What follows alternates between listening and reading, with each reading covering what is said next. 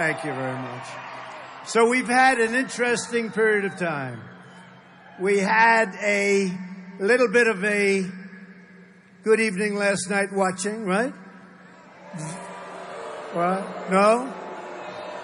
So the numbers just came out for the Big Thursday. They call it Big Thursday, where I spoke last week and Hillary, sometimes referred to as Crooked Hillary, spoke last night.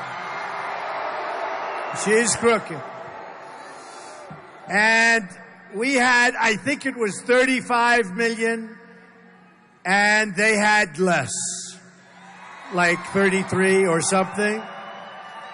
In other words, we had more. And I've sort of been saying that, and I have to tell you, both numbers are great numbers. Don't forget, on the debate, it was 24 million, and that was a record.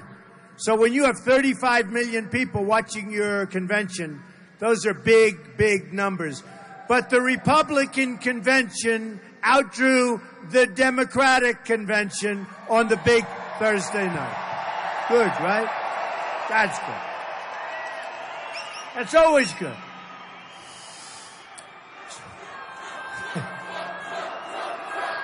Always good. Okay. So we have to go over some numbers because Hillary was talking last night about how wonderful everything is. She didn't talk about all of the unbelievable long-term unemployment. She didn't talk about the fact that house ownership is the lowest it's been in 51 years. Amazing. That's a heck of a number. Who ever heard of that? Who heard of that? She didn't talk about the fact that we had more police shootings over the last year than, nobody's ever seen anything like what's going on. Much over 50%. Over 50% from the previous year. You know, she makes it sound like everything's rosy-dory. It's not rosy-dory, folks. People are pouring across the border. We have no idea who they are. People are coming in from Syria. And you see what's happening with Nice and the beloved priest, 85-year-old priest. He has his throat slit and dies. And you know what? Our country has enough problems. We don't need more problems, and that's going to be more problems. Now, should we read the snake? Should we? Does anybody know the snake? Should we do it? Okay, who has heard it before? Because everybody says, would you do it? Who's heard the snake? Who's heard it? Let me put it differently. Who hasn't heard it? A lot of people. Okay, before we do that, we will do it. But I have to tell you, so last night was sort of unbelievable. I went home, and I thought that Hillary wasn't going to mention Trump because I thought it would be a class thing to do. She mentioned me 22 times. 22 times. The truth is, it was a little bit on the boring side, wouldn't you say, as a speech? It's like taking Sominex. So not a lot of people. I don't think it registered. We're going to see. You know, with the Republican convention, I got a very big bounce, one of the biggest bounces in many years, right? We'll have to see. We'll have to see. We'll have to see if she gets a good bounce, if she doesn't. But the speech was really lies. You know, one of the things she talked about was the rough and tumble campaign. She talked about me. You know what this is? This is a speechwriter writing a speech, and she read it, and that's what it is. And I hate to say this, Politico wrote something which was interesting. Politico. They kill me all the time. Very unfair. But they wrote something. They didn't give her high marks. And they said it was cliche after cliche. And one of the things they said, a tough and tumble campaign. Like a tough and tumble campaign. Now, we have created a movement And the movement, it's true. Nobody's seen. Look, I mean, look at this place. Look at this.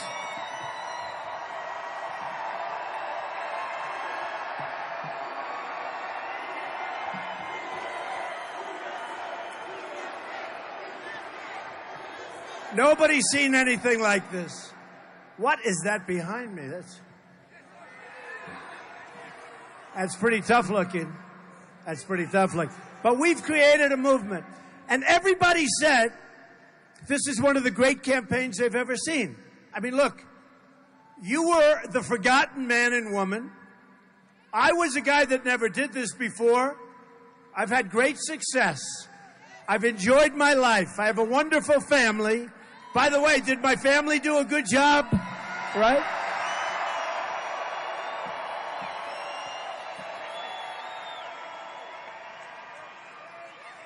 You know, they were talking about the star power. I saw the star power, big star power. We know about star power. They were talking about the star power that they had at the Democrat convention, right? It's actually, you know, it should be Democrat convention. Sounds better when you say Democratic, but we maybe shouldn't make it sound better, so we should call it the Democrat. But they were talking about the star power. Let me tell you, I think my kids have more star power. I really do. I think they do. Than anybody I see. They had a general named John Allen, and I never met him, and he got up and he started talking about Trump. Never met him. And you know who he is? He's a failed general. He was the general fighting ISIS. I would say he hasn't done so well, right? Not so well. And they had other people. What difference does it make? But I will say this. Look, we have, I mean, that was hit after hit after hit. Oh, and I said, you know, on one of them I said, I'm going to hit them back so hard, right? I'm going to hit them back so hard. And I'll do it verbally. I'll do it on television. I'll do it on Twitter. Now we have between Facebook and Twitter and a couple of other 22 million people. Can you believe it? That's a force.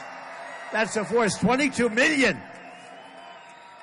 And the last day, I think we picked up 100,000. So we have a force. But I said, we're going to hit them back so hard. And CNN put on, Trump is going to hit them. I mean, I'm going to hit him with this. With the lips. I'm going to hit him verbally. They put out a thing, Trump hitting.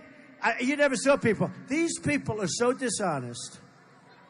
They're so dishonest, but I'm going to hit them hard. So a friend of mine calls me up, and he's a governor. He's a great governor, highly respected. I said, you know, we had guys and people that said really bad things about me.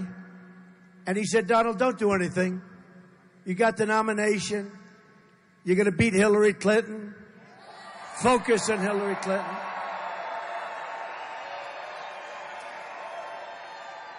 No, but I said, but you know, I really want to hit them. I don't mean this, I mean this, right? I really want to hit them. We're going to do a verbal lashing on them.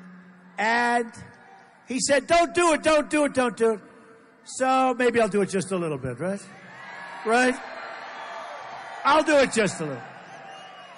But we just left 2 other parts of Colorado, and which is a great state. I'm here a lot anyway, even without this stuff. I have so many friends here, and we have to win this state on November 8th. We have to. We have to. And I'm going to be here a lot. In fact, I'm going to be here so much that you people are going to say, please, okay, we'll vote for you. Don't come back anymore. Right? We'll have some fun. But I enjoyed watching it last night. Somebody said, how was Hillary? How did she do? Average. I mean, not bad. Not bad, not good. A lot of shouting. He says she's stuck. Not the most exciting speech you've ever... He said not the most exciting... Whose speech was better, mine or hers? Well, they say that. But you know what they say about mine? The haters, the ones that don't want me to, do well. The haters, these people. See the dishonest people back there? The world's most dishonest. They are the world's most dishonest people. Look, show them the crowd over there, Cameron. Show them the crowd. Show them the crowd. Show them the crowd.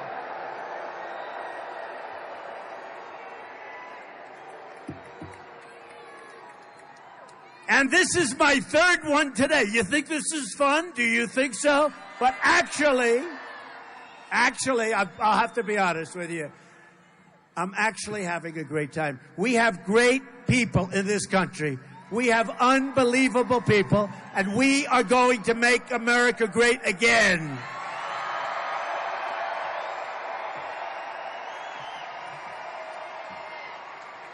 I got a kick last night. Go ahead. USA.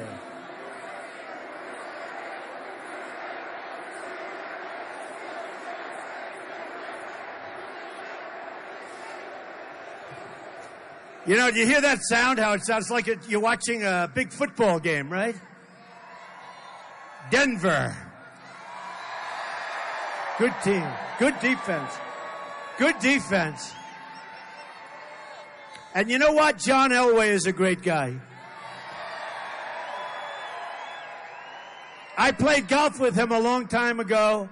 He's long. He's strong. He's a long hitter. But he's a good guy. He's done a great job. Great defense.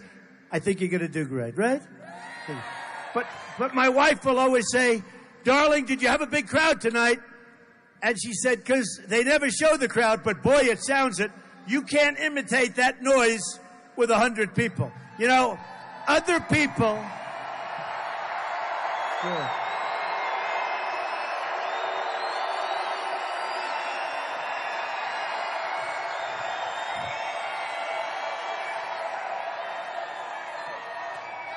Amazing. You can't imitate that. That's called the real deal. No matter where we go, we have crowds. The crowds are only restrained by the size of the buildings. And sometimes, I mean, now we're using an air museum. Good place, I guess, right? Good.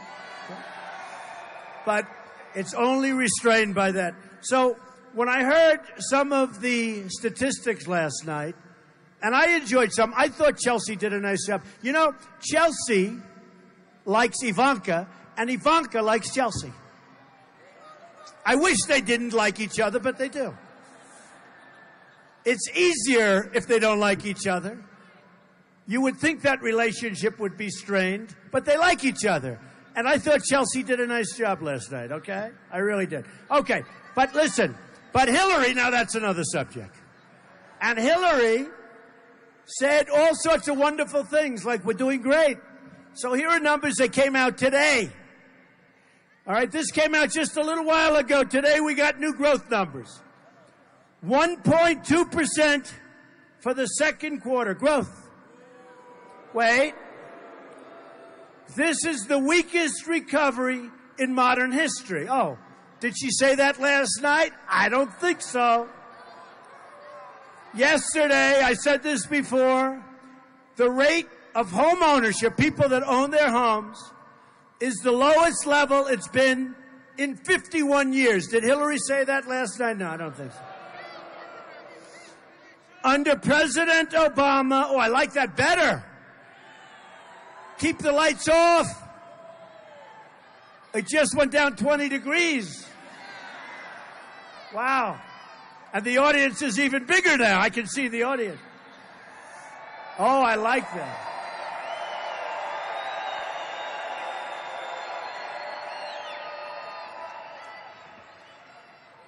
I miss my protesters. I miss my protesters.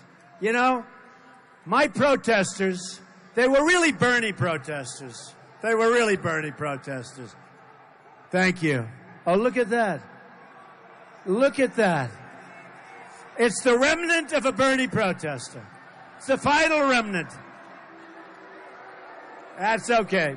So, did you see Bernie last night, how angry he was? I don't like to see that. It's bad for your health. He was so angry. They were talking about him, and he was scowling. And his wife put her hand on his shoulder, and he didn't move, and she took it off. Because she could see. You know why? He sold his soul to the devil. That's right. He sold his soul to the devil. He shouldn't have made that deal. And as soon as she picked this vice president, Tim Kaine, you know what his first move was in Virginia? To raise taxes by $4 billion in the first week. And unemployment almost doubled in Virginia while he was governor. And he's not popular in Virginia now. And we're going to win Virginia because I think we're going to win Virginia. I have a lot of property in Virginia. I have a lot of property, a lot of employees. I pay them a lot of money. We're going to win in Virginia. But I figured you'd pick somebody that was popular. They don't like him in Virginia. But he raised taxes by $4 billion in the first week when he was governor. And unemployment doubled. I don't think that's a perfect candidate, okay? I don't think so. I like our candidate, right? Governor Mike Pence. Indiana's done so well. We like Mike. We do. We do. Mike is a great guy. Okay. So the rate of home ownership is the lowest it's been in 51 years. President Obama, during his term, has doubled our national debt. We're going to very soon be up to $20 trillion. The U.S. trade deficit, these are things that, to the best of my recollection, I have a very good memory. People know me from my memory. Or I couldn't do this without teleprompters, right? Hillary, teleprompters.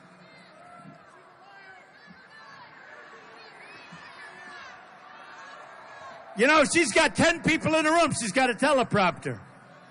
Oh, boy. So listen to this. Listen to this.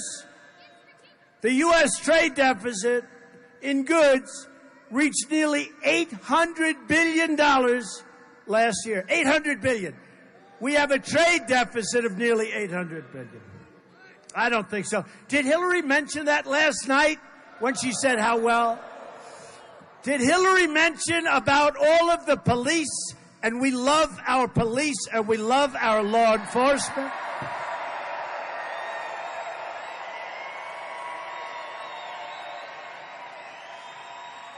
Did Hillary mention about all of the police that have been shot? I don't think so. Did Hillary, did you see the first night there was no American flag, right? The second night there was no American flag. And then I sort of put out the word, there's no American flag. So they ran up with a flag. They ran up. They don't really want the flag, but they ran up. The next night they had a few flags. And then the final night, they overdid it. They had so many flags you couldn't walk on the stage. They overdid it. But that's like the police. They didn't mention the police. They mentioned everybody but the police. And then people started writing stories. They didn't mention the police, and they mentioned the final night. Okay. Long-term unemployment is the worst it's been since the 1940s. Did Hillary mention that last night? Unbelievable numbers. 28.2. Think of this one. Oh, wow. It's too depressing. Should I read it? Yeah, why not? 23.8 million Americans in their prime earning years are now out of the labor force. Not good. Another 14 million Americans left the labor force. Nearly 4 in 10 African American children are living in poverty, while 58%, think of this, 58% of African American youth are not employed. 58%. Obama's done a great job, hasn't he?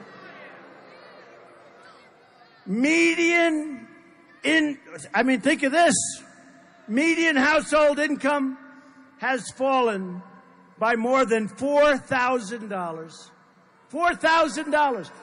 We have people standing in this room who made more money in real wages 18 years ago than they're making today. They didn't work as hard. They were a hell of a lot younger. It should be the other way around.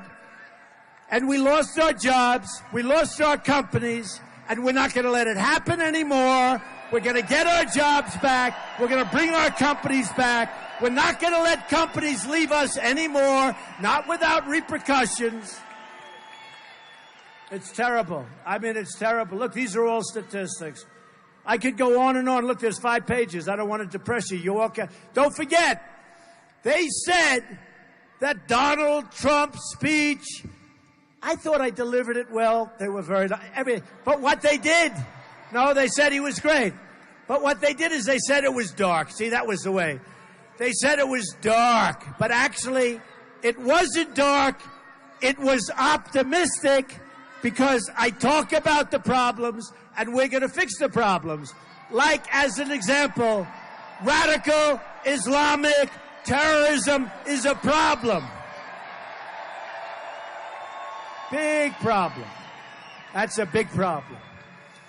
Radical Islamic terrorism. Hillary didn't discuss that too much, right? So we're bringing in thousands of people from Syria. We don't know who they are. We don't know where they come from.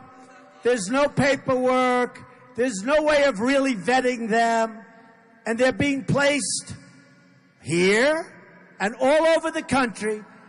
And mostly the officials don't even know where they're placing them because it's supposed to be a big, beautiful secret. It's not a big, beautiful secret. And Hillary Clinton has stated very strongly, now she'll change, just like now she wants to try and renegotiate trade deals after she heard, I want to renegotiate our trade deals. Now all of a sudden, after 30 years, she wants to renegotiate trade deals, all right? Her husband signed NAFTA, the worst trade deal in the history of the world, not just this country.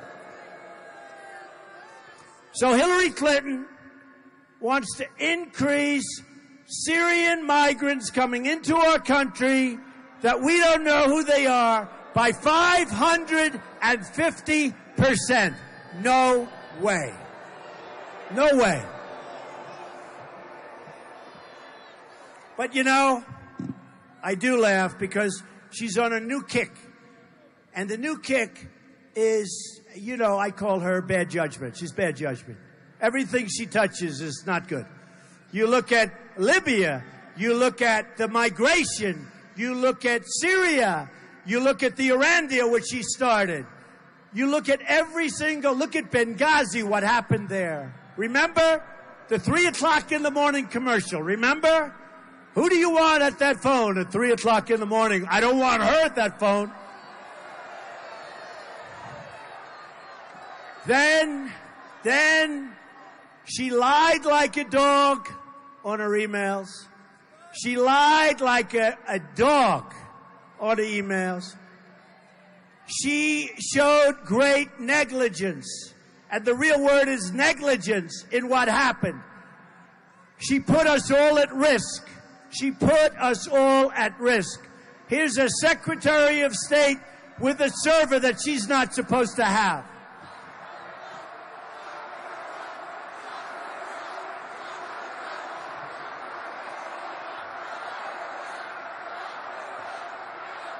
Tough. So, I'll tell you what I'd rather do, honestly.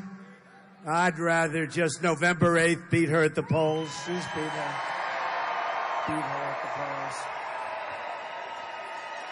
We gotta beat her. She would be a disaster. Remember this. Justices of the United States Supreme Court.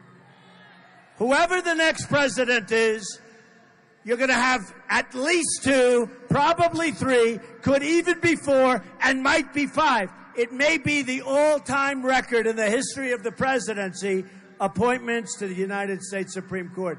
If she gets her appointments, we're going to be Venezuela. We're going to be Venezuela. So we can't do that. One thing I have to say. So I was telling you about Bernie Sanders. So we have the all-time story. They say that it's one of the great stories in the history of politics. What's happened? Because what's happened here is great, but the same thing is happening no matter where we go. It's we. I'm the messenger. No matter where. And you know, I'm the messenger of being smart, of common sense, of not being ripped off by every country in the world. We're the messenger. Of having strong borders. Would anybody like to see the wall get built? Yeah.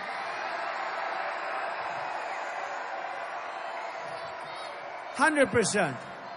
100%. 100% it gets built.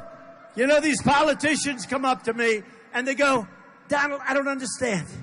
You can't build a wall, really, can you? You know, we build 95-story buildings. You can't build a wall, really, can you? You see that ceiling up there? That's pretty high ceiling. That's pretty much, we don't have to go much higher than that. That's up there, right? That's, usually I'm looking at a ceiling that's 12 feet. We're going a lot taller than 12. That's up there. That looks like it would be a good solid wall. Anybody that gets up isn't coming down so easily, right? Now, we're going to build a wall, but these politicians come up to me and they say, you really can't build a wall. You're just kidding, aren't you? I say, I don't kid. Let me tell you.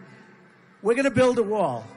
And then I explained to them that 2,000 years ago, the Great Wall of China was built, and it's 13,000 miles long. We need 1,000 miles, and we have Caterpillar tractors, right? How easy is this? We have a lot of natural borders. We have a lot of natural stuff. We're going to need about 1,000 miles. And let me tell you, that's going to go up so fast, your head will spin. Your head will spin.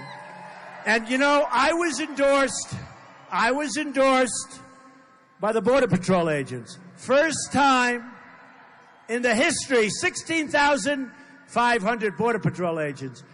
I was endorsed by the great Sheriff Joe Arpaio, the great guy. Great guy. Nobody knows better than Sheriff Joe. Nobody knows better than Sheriff Joe. And he endorsed me. We have tremendous endorsements. But I'll tell you, look, I said to the top people when they called and they said, Mr. Trump, we're endorsing you. I said, that's good. How many people? 16,500. Mr. Trump, they're not doing the job. They're not letting us do our job. I said, how important is the wall? They said, Mr. Trump, the wall is vital. It's a great tool. It'll end up being our best tool for protection. We have to stop the drugs from coming in. We have to stop illegals from pouring across our border. So, well, you know, let me tell you, one of the interesting things. So the president of Mexico was being interviewed, and he said, and he was the past president, and he said, there's no way they're going to build, and then you know what happened? He used the F-bomb. I couldn't believe it. On live television, on that station right there, he used the F-bomb. No. He used the F-bomb. And I said, I can't believe it. Oh, is he in trouble? Can you imagine if I used the F-bomb? It would be over. It would be over. So he used the F-bomb. He said, that wall will never, F-bomb, get built. And I said, that's great news, because before they were going like so many different levels. Now he's saying it's not going to get paid for by them. Here's what's going to happen. We're going to build the wall. Mexico is going to pay for the wall 100%, 100%.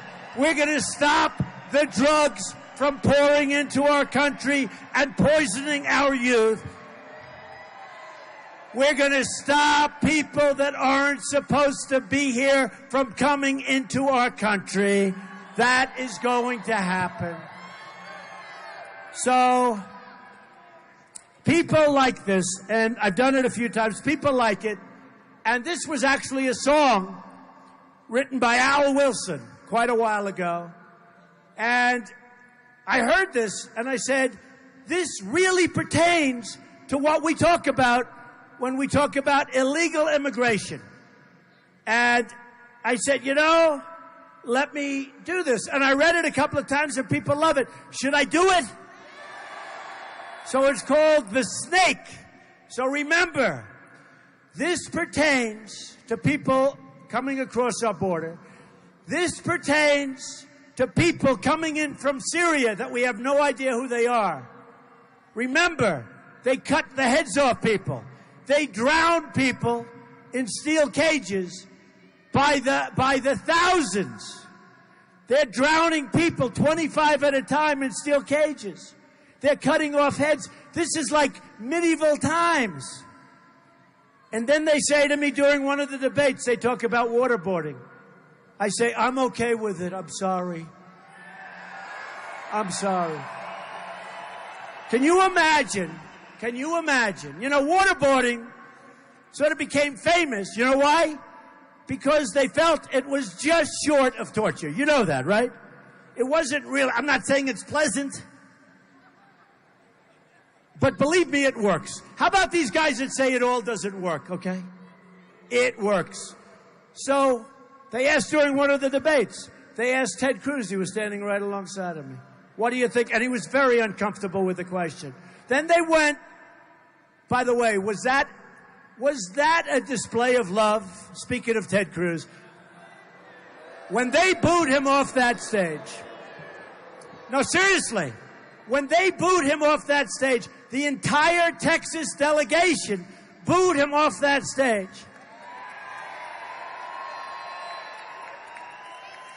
Let me tell you, say what you want. They didn't cover it that way because they're so dishonest.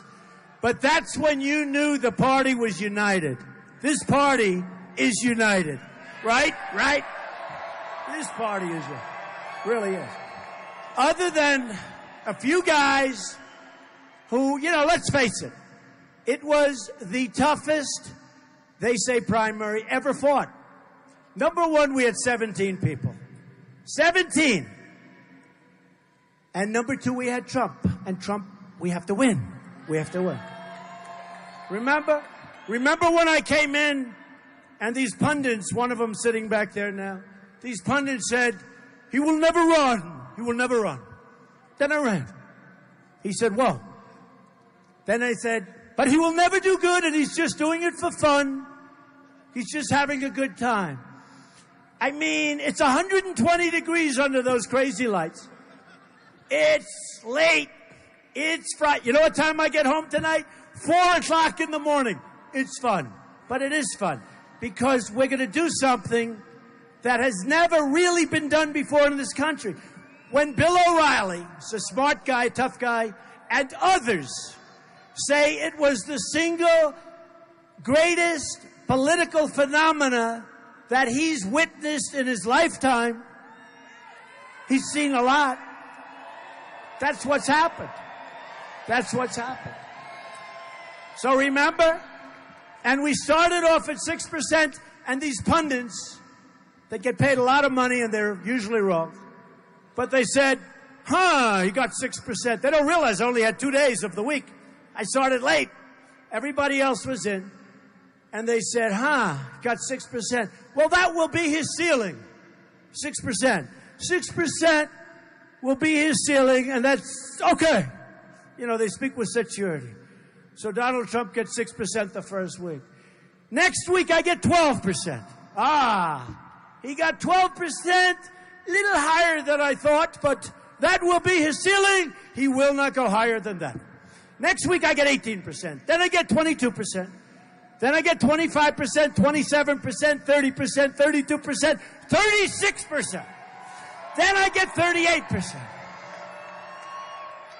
And every single time, they say that will be his ceiling. But now when I'm hitting 30s and everyone else is low, really low, like, 2%, 1%, 0%. How about the zeros? You had some zeros. That means out of millions and millions of people, nobody voted for him. Nobody. Go home. Get out. Okay, go. And they were among the nastiest of people. Can you believe it? They were the nastiest ones, the ones that had zero. Anyway, so I hit 38%. And then I hit 42. And I'll never forget, one of the people, I hit 42%, and there were like 10 people left. 10 people. And they said, he hit 42%, but he cannot break 50. How many times? He cannot break 50%. He cannot break 50%. I got 10 people. Senators, governors. I mean, Ben Carson, who, by the way, is a great guy. He endorsed me. We love Ben. Smart. Smart guy. Good guy. Ben Carson. So I get 42%. And I have these idiots saying, he may have 42%, but he doesn't have 50. But we have 10 people left. So here's the story. We then get more and more and more, and we do a number. And I'll tell you what, it's a great, great feeling. But a lot of feelings were hurt. Because people say it was the nastiest, the meanest, the hardest primary ever fought in the history of our country that they know of. I mean, might have been tougher before television, but how could it be? Because when you can say something on television, you reach everybody at one time. There's something awfully nice. You call somebody a certain name, and everybody hears it at one time.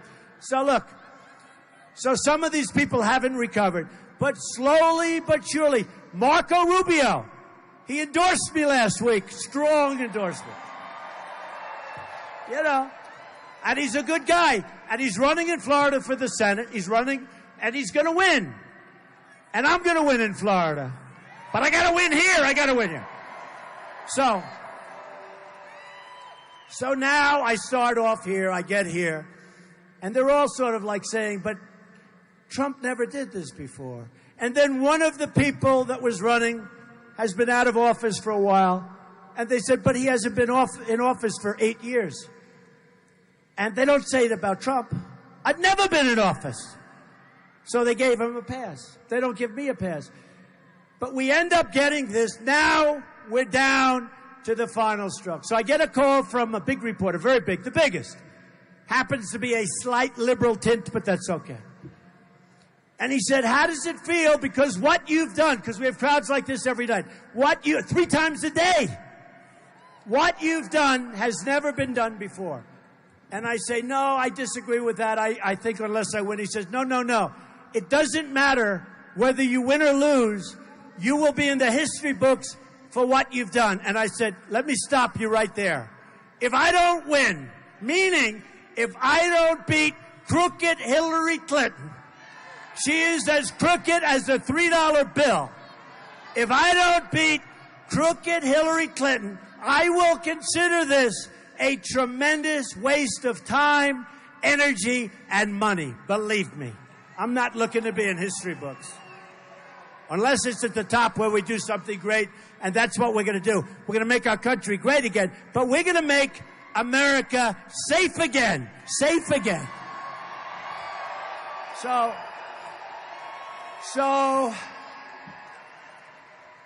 I found this, and it's not a lot of people know it, but I think it's terrific. And remember, this has to do really with Syrians coming across. And just so you understand, I have a big heart. I want to build safe zones in Syria for the Syrians.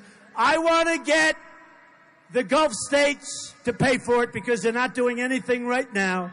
And without us, they wouldn't be there for 2 minutes. And they have nothing but money, nothing but money. We owe $20 trillion. We don't need, I'll put my developer hat on. We're going to use other people's money, right? And we're going to build safe zones. And those safe zones are going to be funded by other countries nearby that have lots and lots of money. And we'll supervise it. But think of this. So this is people coming in.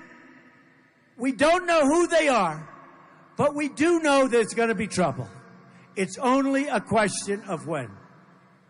On her way to work one morning, Down the path along the lake, a tender-hearted woman saw a half-frozen, really beautiful snake.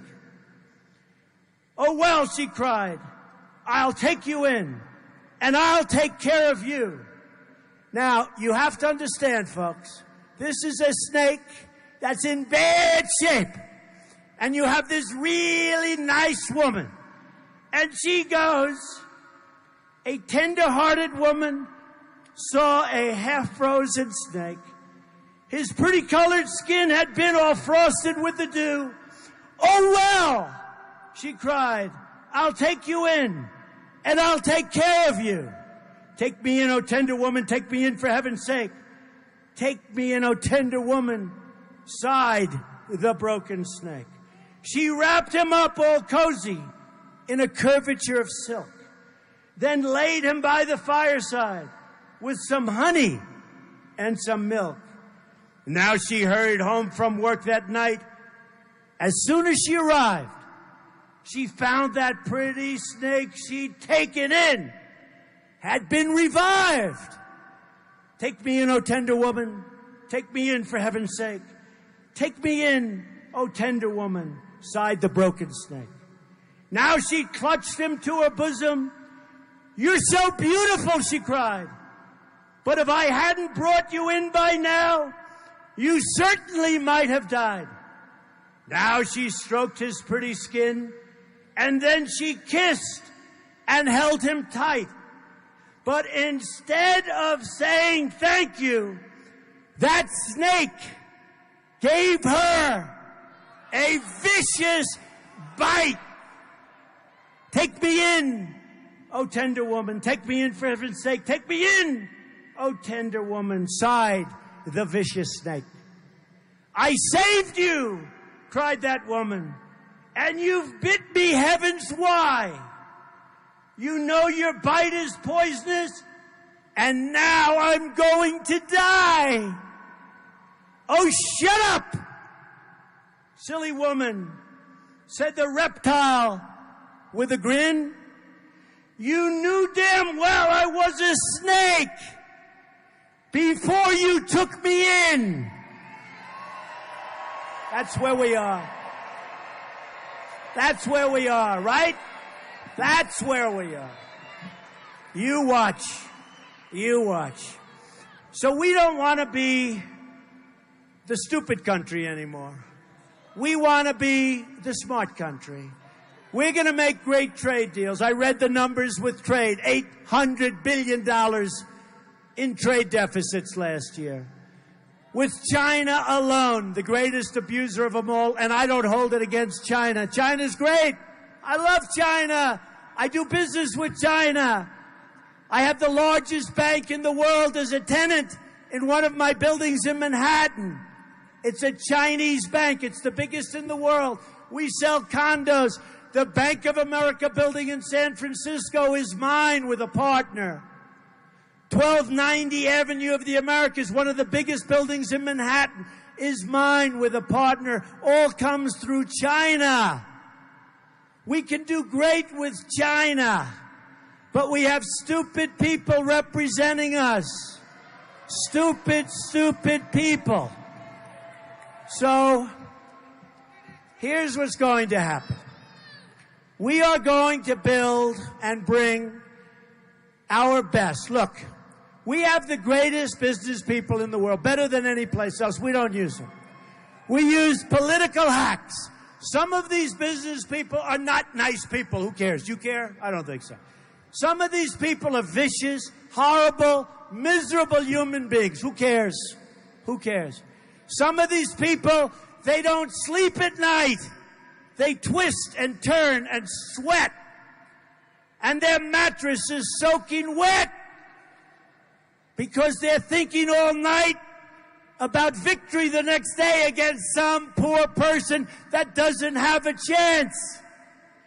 And these people, unfortunately, I know them all, these people would love to represent us against China, against Japan, against all of these countries, Mexico, where they're killing us at the border. and they're killing us in trade. We have a massive trade deficit with Mexico, not including the drugs that go back and forth by the billions. That's not including the drugs. We have the greatest business people in the world. They would do it for nothing. They still love this country. They feel crazy. They feel so angry. They can't believe the deals that are made. We can do things that have never been done before. We'll stay open trade. You know, one of the reporters asked me a couple of weeks ago, Mr. Trump, do you believe in free trade? I said, yep, I believe in free trade. I believe in fair trade. I believe in 10 other forms of trade. But the bottom line, if you really know, my deal is that I just don't want labels. I want to make great deals with individual countries for our country so that we create jobs and we take in money. Basically, I want great deals. That's what I want. And that's what we'll have. So, free trade, interesting. Free trade is wonderful, but to have free trade, we need smart people on our side. We don't use our smart people. Or we use people that are totally controlled by lobbyists and special interests, like Hillary Clinton. Hillary Clinton is bought and paid for by Wall Street. Now, I put up almost $60 million for the primaries, which sounds like a lot of money, but believe me, others spent $200 million and they lost. What would you rather do? Would you rather be on the side of the person who spent the least money and won, or the most money and lost? Who do you want as your president, okay? I mean, we had people that spent much more money than me, and they came in 7th place. I spent relatively little money. I put it up myself and came in 1st place. But not only 1st place, 14 million people is the highest vote total in the history of the Republican Party, right? It's you. And I won massive amounts of states, so we ran the table, it was a beautiful thing. But look, we want to have free trade. And our companies want a deal. But you know that China sends all their stuff in. We can't send our stuff to China. We can't free trade. And the currency manipulation is unacceptable. And then on top of everything else, in the South China Sea, they're building a massive military fortress that they're not supposed to be building because they have absolutely no respect for us. So all of that's going to change. So here's the story. Here's the story. You ready? We don't win anymore as a country. We used to win. You know, when I was in school, like in high school, they say we never lost a war. Our country never lost a war. We never lost at anything. Now we only lose. We go and we fight these wars like Iraq. We should have never gone in. I was against it from the beginning. I said you'll destabilize the Middle East. But I was a business guy. Nobody cared. But it was just common sense. You had Iran and Iraq always fighting, nobody moving because they were the same power. Then we decimated one power. Now Iran will take over Iraq. They've already essentially taken over Iraq. And we made it possible for them. They walk in. Okay, so here's the story. We don't win anymore. But we're going to start winning again. Our military is depleted. We're going to build it up. It's going to be a thing of beauty. We're going to get other countries, and we're going to knock the hell out of ISIS. Believe me, we have no choice. We, as part of our military, are going to take great care of our wonderful veterans. They're being treated terribly.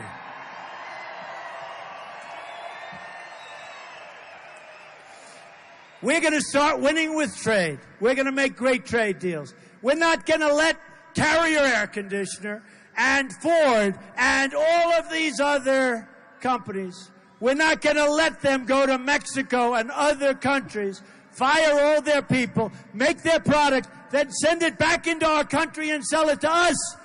We get unemployment and no taxes. No. When they make their product and they want to leave and they want to fire our great people, they can go, and I'll wish them luck. But when they send their product back into our country, they're going to pay a tax on that product, and a substantial tax, and they'll never, ever leave in the first place. They're never going to leave in the first place, okay? They're never going to leave in the first place. All right. So, we're going to make great trade deals. We're going to save our Second Amendment, which is totally under siege. Okay? Totally under siege. We're going to repeal and replace Obamacare. So much less expensive, so much more. We are going to terminate the horrible Common Core, and you're going to educate your children locally.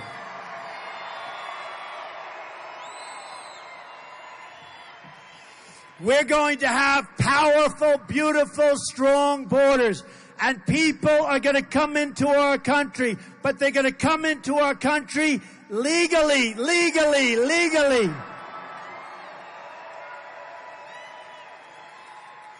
And we are going to start winning again. We're going to win so much that you're going to get sick and tired of winning. We're going to make the Denver Broncos look like a team that doesn't even do so well by our winning percentage, okay? We're going to win with trade. We're going to win at the border. We're going to win with the Second Amendment. We're going to win with education. We're going to win with our military. We're going to win for our vets. We're going to win for our vets.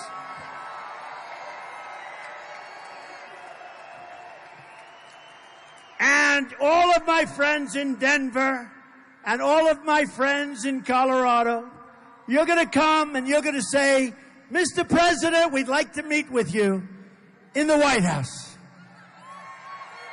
Because, Mr. President, you're winning too much. It's no good, Mr. President. We're not used to it in our country. We never won, and now you're winning too much. Mr. President, sir, please don't win so much. And I'm going to say, I'm sorry. We're going to keep winning. We're going to win, win, win. We're going to win so much, and maybe you're not going to like it, but we're going to make America great again. We're going to make America greater than ever before. We're going to make America safer, safer, safer than ever before. Thank you very much. I love you. Thank you. Go out and vote. Go out and vote. November 8th. Go out and vote. Thank you.